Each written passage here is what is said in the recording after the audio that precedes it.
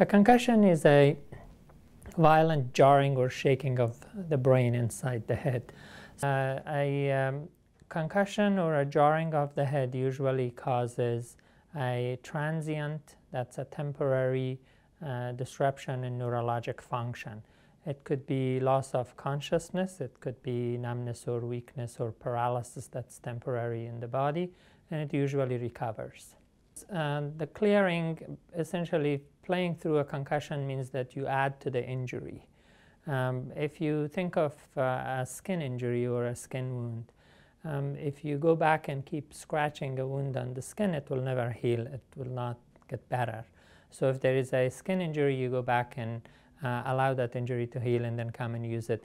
The same with the brain.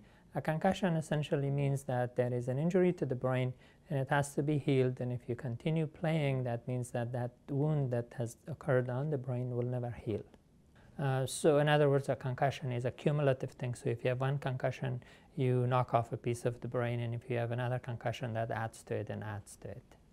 The second piece is the so-called chronic or prolonged sequelae of concussion. If you suffer a concussion and you're out of the game, and let's say 2 weeks later the player still has headaches, insomnia, memory problems, mood swings, all of those are the so-called post-concussive signs or syndromes, where the player, it shows basically that brain has been injured in those little things that are often chalked up as, well, he's not sleeping because he drank too many cups of coffee or one thing or another, and they could be signs of concussion, and that player should not go back to playing even if it's weeks later and those signs or symptoms are present.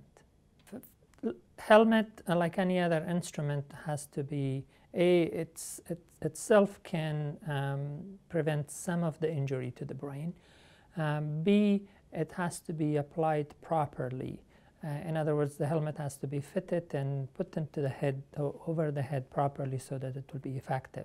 So the portion about if helmet comes off and because of comfort, some players leave their helmets loose, and if it comes off during a play without a foul, that means that that helmet was not worn properly. And I think that's a good rule to keep that. The other comment about helmet is that helmets, despite the fact that they can be high-tech and they can be on the head, they cannot protect the brain. They protect the skull pretty nicely, and they can absorb some of the energy or trauma that goes to the brain, but not 100%.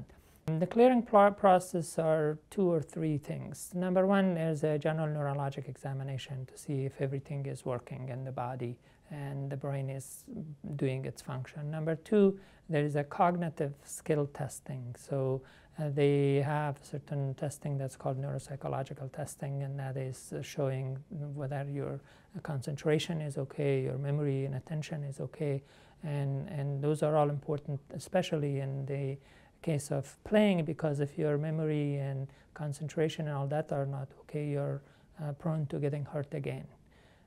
If you're not concentrating well in the game and in the play, these players can get hurt again, and severely.